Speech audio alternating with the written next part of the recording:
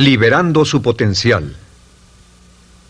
Hablando de potencial humano, ¿alguna vez se han preguntado a qué se debe la gran disparidad de resultados y desempeño entre una persona y otra? Una persona que percibe $250,000 anuales no es 10 veces más astuta ni mejor que una persona que percibe $25,000 anuales. ¿Por qué la diferencia de 10 veces sus ingresos? Y si tomamos a una persona que percibe $2,5 millones al año, ¿será esa persona 100 veces mejor, más astuta que la persona que gana $250,000?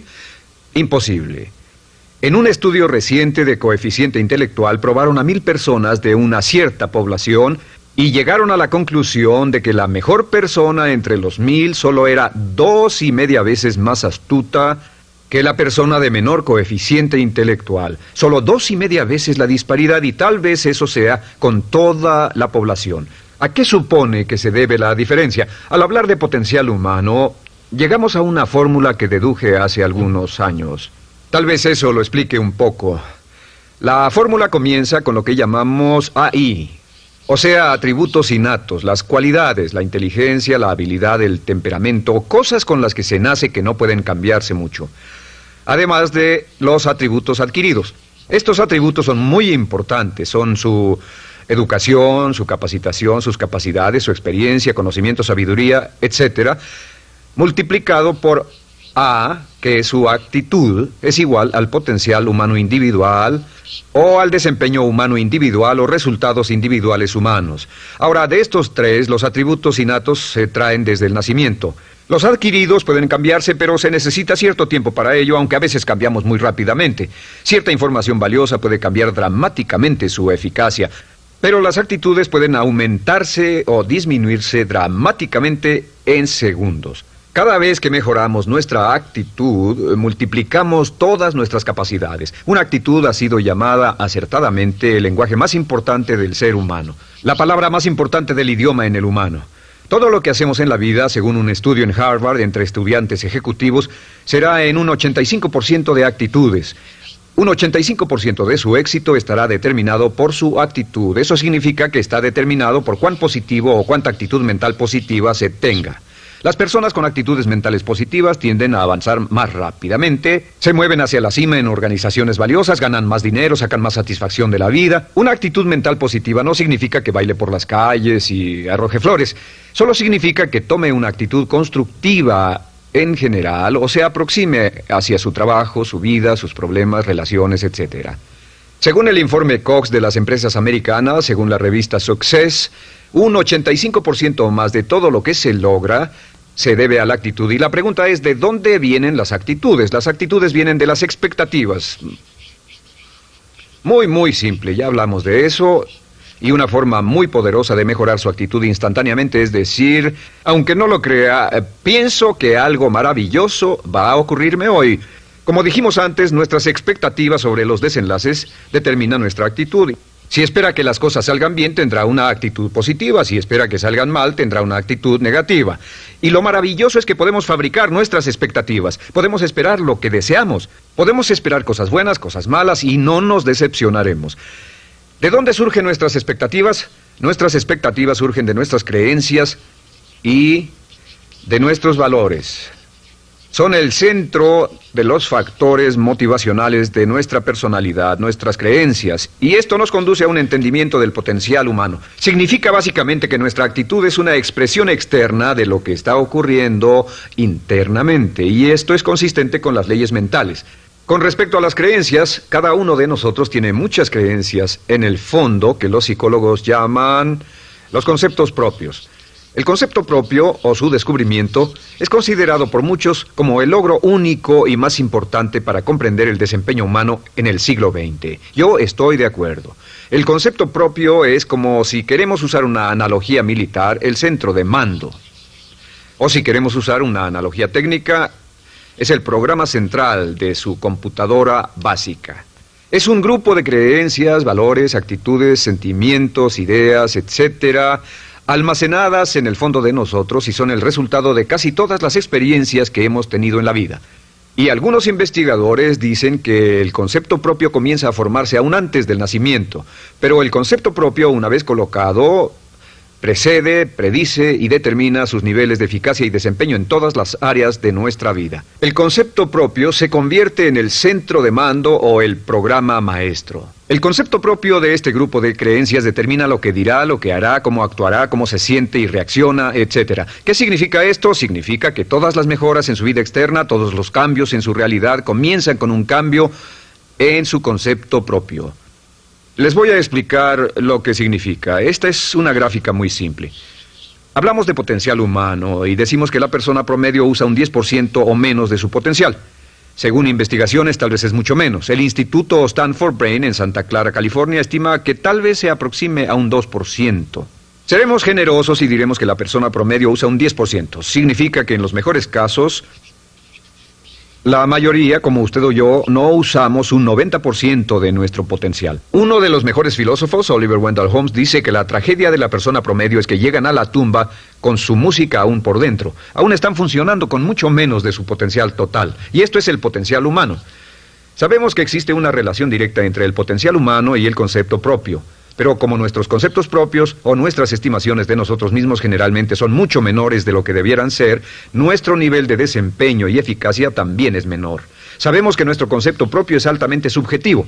¿Qué significa esto? Significa que el concepto propio, lo que pensamos que es cierto sobre nosotros mismos, no está basado en la realidad, está basado en información que hemos tomado y aceptado como cierto, hasta el grado en que creemos lo que sea de nosotros mismos y se vuelve cierto para nosotros porque actuamos de una forma consistente con ello. Algunas personas que leen sus horóscopos y creen en horóscopos predicen su futuro. Hay algunas personas que toman la crítica y las opiniones de otros a quienes ni siquiera respetan y hacen suyas esas ideas, dando un resultado muy negativo. Lo que piense, lo que acepte como cierto, se vuelve cierto para usted. También sabemos que como adultos tenemos una variedad de conceptos propios. Tenemos un concepto propio de cómo vestirnos, cuánto pesamos, lo que comemos, lo bien que podemos hablar en público, qué tipo de padres somos, qué tipo de hijos somos con nuestros padres, qué tipo de esposo o esposa somos, qué tipo de amante, de conductor.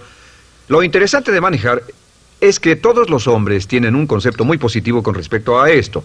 Las mujeres no entienden esto, pero los hombres nacen con un genio inherente para manejar. Todos los hombres son choferes excelentes. Si no lo creen, todo lo que tienen que hacer las mujeres que están viendo esto es pensar en la última vez que trataron de corregir la forma de conducir de un hombre y recordarán que no obtuvieron buenas respuestas. ¿Cómo respondemos ante alguien que desafía nuestro concepto propio, sugiriendo que no somos las personas que pensamos ser? Estamos a la defensiva, nos enfadamos, nos irritamos, es difícil que nos traten. Tenemos un concepto propio de lo creativos que somos, lo inteligentes, lo rápido que leemos, lo bueno que somos en los deportes, y si practicamos una gran variedad de ellos, tenemos un concepto propio para cada uno de ellos. Tenemos un concepto propio de lo bien que cocinamos, de lo bien que educamos a nuestros hijos, de lo bien que limpiamos nuestra casa, los autos que manejamos, etc. Y también de lo que valemos por lo que ganamos.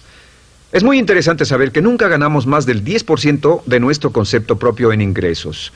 Nuestro concepto propio determina nuestro nivel de ingresos. Este nivel de concepto propio se llama zona de confort. Y aunque querramos más dinero, veremos que la tendencia humana natural de todas las actitudes es luchar por lograr entrar a la zona de confort y luego quedarnos ahí. Si ganamos un 10% por encima de nuestro concepto propio de ingresos, tendremos una necesidad imperante de deshacernos de ese dinero. Lo donaremos, lo gastaremos en forma extravagante y hasta lo perderemos si recibimos demasiado. Las personas que ganan la lotería siempre están quebradas a los 2 o 3 años. Queman el dinero porque ese dinero está más allá de su concepto propio. Si gana 10% o menos de su nivel de concepto propio, se descubrirá luchando, trabajará más duro, más tiempo, pensará en forma más creativa, buscará diferentes formas para aumentar sus ingresos o sus segundos ingresos. La única forma de mejorar cualquier parte de su vida, incluyendo sus ingresos, es aumentando el nivel del concepto propio de sus ingresos, comenzando a pensar en usted como si estuviera ganando más dinero. Si quiere bajar de peso, la única forma en que podrá lograrlo es pensando en que está delgado. Piense en usted mismo como una persona más delgada. Si quiere volverse una persona más popular, más amorosa, más feliz o más sana, comience a pensar una y otra vez en esas cosas hasta que se vuelvan parte de su nuevo concepto propio. Hablaremos de eso más adelante. Es una parte esencial de la programación de su mente hacia el éxito. Su concepto propio global está determinado por el promedio de sus conceptos propios en las áreas que considere importantes. Ahora, su concepto propio está formado de 3 partes críticas. La primera parte del concepto propio es el ideal propio. El ideal propio es la persona que más desearía ser, es su idea de lo que constituye un ganador, es su visión ideal de lo mejor que puede ser usted. Nada más, una de las cosas que sabemos de las personas con éxito es que las personas con éxito tienen ideales propios muy claros, ideales claros de quién quieren ser en el futuro. Las que no tienen éxito tienen ideales muy vagos. El número 2 es la autoimagen.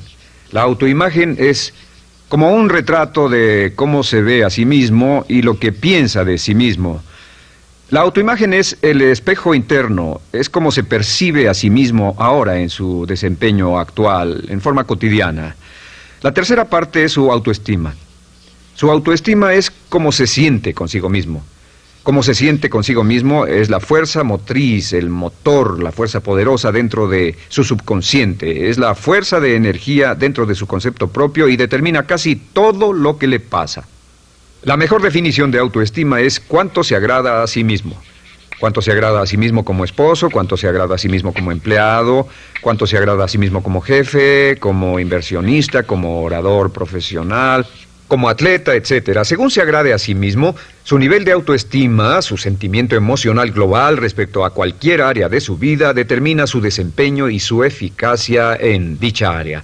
Lo sorprendente es que se convierte en lo que piensa, su concepto propio es maleable, su autoestima puede formarse repitiendo una y otra vez, me agrada mi persona, me agrada mi persona, me agrada mi persona. Me agrada mi persona, me agrada mi persona, me agrada mi persona. Entre más se repita, me agrada mi persona, me agrada mi persona, entre más lo repita una y otra vez, más crecerá su autoestima y entre más crezca su autoestima, más crecerá su concepto propio global. Cuando crezca su concepto propio global, su desempeño será mejor en todo lo demás que emprenda. Cada vez que diga, me agrada mi persona, me agrada mi persona, me agrada mi persona, me agrada mi persona, me agrada, será como bombearse psicológicamente. Todo lo que pase que haga que su autoestima suba, hará que se comporte mejor. Todo lo que haga que su autoestima baje hará que se comporte peor, que cometa errores, que sea infeliz, etc. Un punto crítico de agradarse a sí mismo, sobre autoestima y agradarse a sí mismo, es que, número 1, nunca puede querer a nadie más de lo que se quiere a sí mismo. Que su nivel de autoestima es determinante de la calidad de relaciones que tenga con los demás. Y número 2, es que nunca puede esperar que nadie más lo quiera o respete más de lo que se respeta a sí mismo. Cuanto se agrade o se respete a sí mismo, determina sus actitudes hacia usted. Todas las escuelas de psicología actualmente están de acuerdo en el hecho de que depende de lo que usted realmente se quiera y se respete a sí mismo como un ser humano valioso e importante, tiene efecto sobre todo lo que le pase. Cuánto se agrade a sí mismo, y lo que puede hacer es mejorar su autoestima diciendo me agrada mi persona, me agrada mi persona, me agrada mi persona, me agrada mi persona. Y esto nos lleva a la pregunta, ¿de dónde viene el concepto de autoestima? Y descubrimos que el concepto propio es maleable, puesto que no nace con este concepto propio, no nace con ninguna idea sobre sí mismo, no nace con autoimagen ni autoestima. Nace, en cierto modo, como potencial propio. Es la mejor forma de plantearlo. La persona promedio llega al mundo como potencial puro. Y no tiene el concepto propio de que todo lo que es ahora, todo sentimiento que tiene, toda actitud o valor, tuvo que aprenderlo en el transcurso de su vida. También sabemos que el niño llega al mundo con una necesidad imperante de amor y contacto. Y como una gran cantidad de investigaciones lo indican, necesitamos mucho amor y contacto durante toda nuestra vida, pero en especial durante nuestros años de formación, porque de niños aprendemos quiénes somos, cuánto valemos, si somos importantes, inteligentes, amorosos, chistosos. Todo esto lo aprendemos por la forma en que nuestros padres nos tratan. Si nuestros padres, nuestros parientes, tíos o tías, en especial nuestros padres, nos tratan como si fuéramos realmente importantes, crecemos pensando que somos realmente importantes, pero si nuestros padres no lo hacen, pasa algo más. Sabemos que los primeros años de vida son los más importantes para el desarrollo del concepto propio, que un niño comienza a partir de cero. El niño nace sin saber quién es él o ella. Son sumamente valiosos el primero, segundo, tercero, cuarto y quinto años de vida. Algunos psicólogos pensaban que eran los 5 primeros años, pero ahora dicen que son los 3 primeros años. En sus 3 primeros años de vida el niño aprende quién es y dicen que si se les da suficiente cantidad y buena calidad de amor en los 3 a 5 primeros años, los prepara usted de por vida. Los coloca en una base sólida de autoestima y confianza en sí mismos, valor e importancia realmente. Existe una relación directa entre la calidad y la cantidad de amor y el desarrollo de una personalidad sana. Entre más amor, amor incondicional, reciba un niño en sus años formativos, más fuerte será la base de su personalidad. El reverso de la educación es que casi todos los problemas de psicosis, neurosis, perturbaciones de la personalidad y problemas de comportamiento surgen de los problemas que se tengan con el concepto propio. Ahora observemos a los adultos. Aquí está nuestra personalidad adulta. Si nos observamos, podemos llegar a reparar nuestras bases, por así decirlo, repitiéndonos una y otra vez: me agrada mi persona, me agrada mi persona, me agrada mi persona, y llevamos ese concreto reparador hacia la base de nuestra personalidad. Los niños necesitan el amor como las rosas necesitan la lluvia. Los niños que carecen de amor a menudo mueren por escasez de amor. Es una enfermedad llamada marisma. Ahora, ¿qué más sabemos sobre los niños? Sabemos que los niños llegan al mundo con dos atributos notables. El primero es que no sienten temor. Los niños nacen sin temores. No temen a nada excepto a caerse y a los ruidos fuertes. Y esto se expresa en sus actitudes: yo puedo. Los niños llegan al mundo pensando que pueden hacer cualquier cosa, y quien haya criado a un niño hasta la edad de 3, 4 o 5 años sabe que debe pasar esos primeros años evitando que se maten, porque son como pilotos japoneses, porque no le tienen miedo a nada. Su segundo atributo es que llegan al mundo totalmente espontáneos. Dicen lo que quieren, hacen lo que quieren, son totalmente desinhibidos. Totalmente. Ellos no temen hacer nada de lo que desean, y esto se expresa en su actitud: no quiero. No tengo que hacerlo. Si ha tratado de controlar a un niño, lo habrá visto. Lo primero que dicen cuando comienza a darle órdenes, lo primero que aprenden es: no tengo que hacerlo. Claro, a veces cambiamos sus mentes de una u otra forma, pero estos son los dos atributos con los que los niños llegan al mundo. Llegan al mundo sin temores y desinhibidos. ¿Qué significa esto? Significa que nuestro derecho innato natural es no ser temerosos y ser desinhibidos. Y solo cuando podemos crear la misma situación en nuestra vida adulta, cuando no tememos y somos desinhibidos, nos sentimos a gusto con nosotros mismos. Las mejores organizaciones, las mejores compañías son las que crean un ambiente donde nos sentimos sin temores y sin reservas para ser nosotros mismos y para hacer lo mejor de nosotros. Al crecer descubrimos que los niños aprenden de dos maneras. La primera es por imitación. Imitan a uno o a ambos padres, en especial al padre dominante. Algunas veces el padre dominante cambiará cuando crezca el niño, y a veces los niños imitan al padre, a veces a la madre, pero aprenden por imitación. Muchas características y hábitos que tenemos como adultos los aprendimos de nuestros padres. ¿Alguna vez ha tenido la oportunidad, ha tenido la ocasión de gritarle o reñirle a uno de sus hijos? Verá que le dice las mismas cosas que le dijo su padre a usted cuando era niño. Así que imitamos. A veces imitamos su caminar, a veces su forma de hablar, a veces imitamos sus valores, sus creencias, etcétera, aunque esos valores y esas creencias no tengan ningún valor. ¿Por qué? Porque nuestros padres eran así cuando nosotros éramos niños. La segunda forma en que aprendemos es pasando de la incomodidad, lo que no se siente bien, hacia la comodidad. Freud llamó a esto el principio del placer. O sea que nos movemos hacia aquello que nos hace sentir cómodos, lo que nos da placer, lo que nos hace sentir bien con nosotros. Nos movemos de la incomodidad hacia la comodidad. Así es como aprendemos a no mojar el pañal, por ejemplo. Sabemos que no es agradable caminar con popó o pipí en nuestros pañales. Vemos lo que hacen nuestros padres, vemos lo que nuestros parientes hacen y decimos: estas personas no hacen lo que yo. Así aprendemos a caminar y lo demás. Así que de la incomodidad hacia la comodidad. Durante toda nuestra vida, por cierto, así es como aprendemos. Imitamos leyendo lo que otras personas hacen, estudiando libros y en el trabajo, imitamos cuando vamos a la escuela, y hacemos lo que nos da resultados positivos, lo que nos da refuerzos positivos, y hacemos cada vez menos las cosas que nos causan incomodidad o dolor. Ahora, muy temprano en la vida, como equivocación o como resultado de una equivocación que los padres cometen en la crianza, los niños comienzan a aprender hábitos y patrones negativos. Los patrones y hábitos negativos tienen sus raíces principalmente en la crítica destructiva. La crítica destructiva comienza muy temprano en la vida, a veces en los primeros meses. Y la crítica destructiva la usan los padres para dirigir y controlar a sus hijos.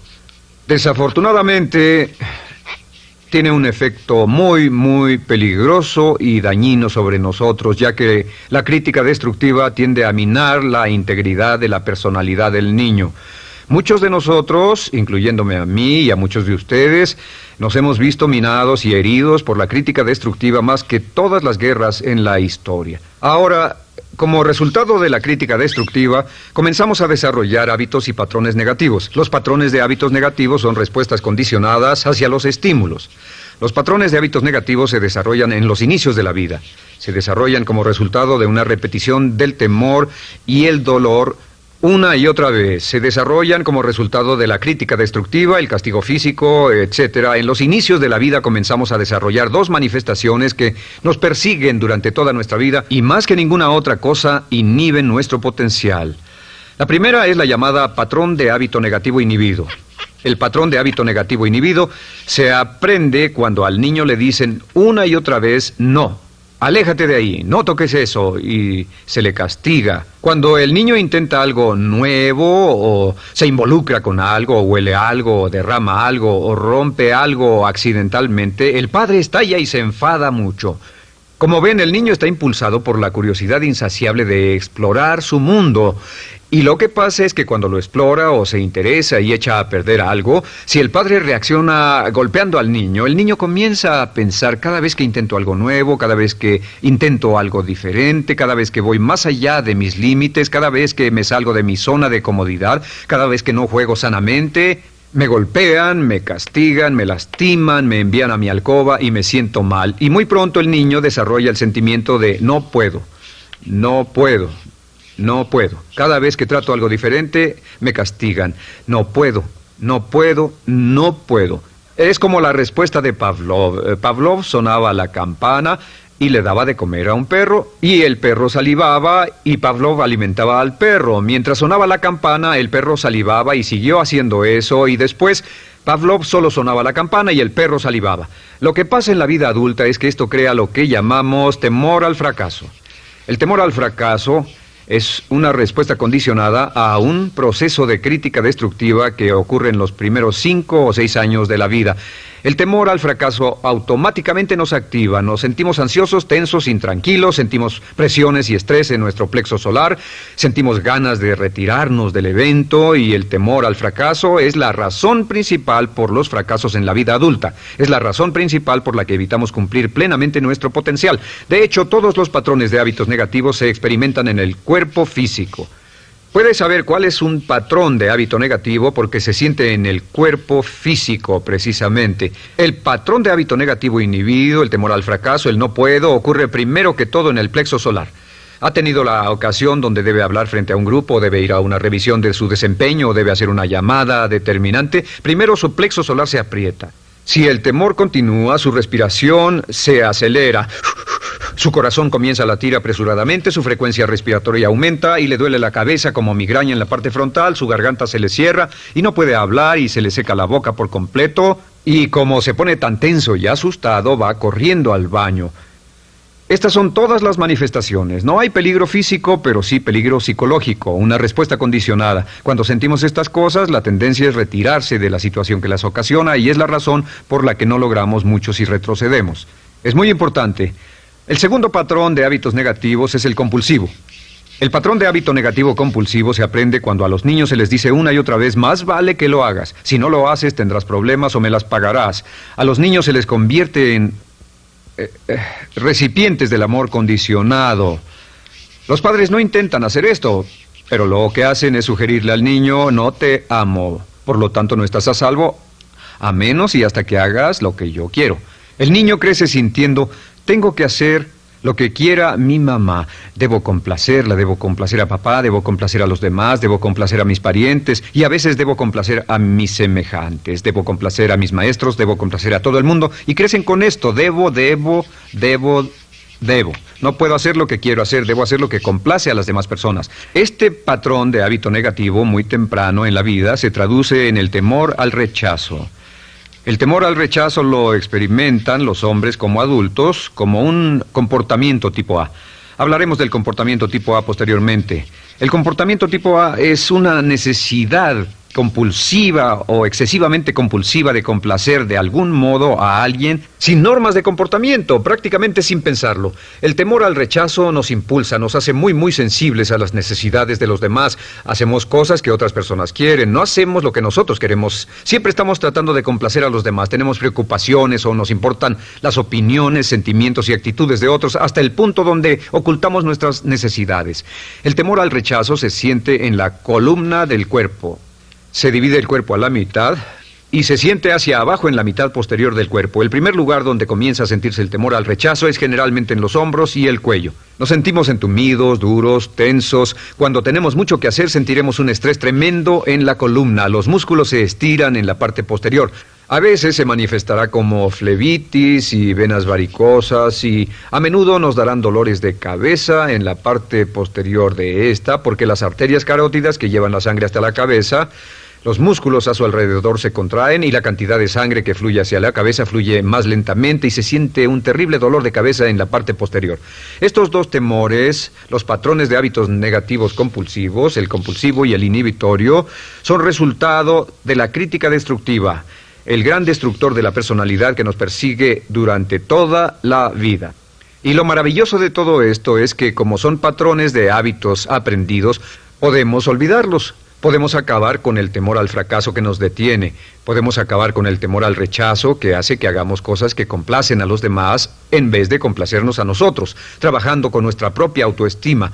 Porque existe una relación inversa entre la autoestima y el patrón de hábitos negativos. Porque entre más se agrade a sí mismo, menos teme al fracaso. Entre más se agrade a sí mismo, menos teme al rechazo. Entre más se agrade a sí mismo, menos temerá a cualquier cosa. Y si sigue repitiendo, me agrada mi persona, me agrada mi persona, me agrada mi persona una y otra vez, si sigue diciendo esto, con el tiempo su autoestima sube más y más y más y más y sus temores desde luego bajan. Cuando su autoestima sube, sus temores van en dirección opuesta. Ahora, ¿cómo enfrentar la crítica destructiva si debe criticar a otras personas? Pues eso es muy simple. Muchos padres nos han preguntado eso. ¿Cómo se controla a los niños? Una de las claves para controlar a los niños es dirigirlos para que hagan algo constructivo en lugar de hacer algo destructivo. Otra cosa que debe recordarse es que lo que quiere hacer es que quiere dar una crítica informativa, crítica constructiva, lo que significa que se les dice a los niños lo que pueden hacer o a los adultos lo que pueden hacer mejor. Todo el propósito de dar retroalimentación de cualquier tipo es mejorar el desempeño. Si es padre o si es jefe o si es una persona en una relación, si una persona está haciendo algo malo o inadecuado, todo el propósito de darles cualquier tipo de retroalimentación es para que puedan hacerlo mejor. Sin embargo, existe una relación directa entre la autoestima y la crítica destructiva. Cada vez que se critica a una persona, su autoestima baja. Y cada vez que su autoestima baja, su habilidad para desempeñarse baja. Si critica a una persona en forma destructiva demasiado tiempo, llegará a un punto donde no intentarán nada. Se convierte en lo que llamamos hipersensible. Un adulto hipersensible es aquel que no puede aceptar críticas de nadie. Un adulto hipersensible es una persona que está muy tensa, ansiosa, si siquiera sugiere que no está haciendo lo correcto. Si trata con un adulto hipersensible, la clave es sentarlo y recordar 4 cosas. Número 1, comenzar con alabanzas. Número 2, proteja la autoestima de la persona a toda costa. Número 3, discuta el desempeño y no a la persona. Hable del comportamiento más que de la persona.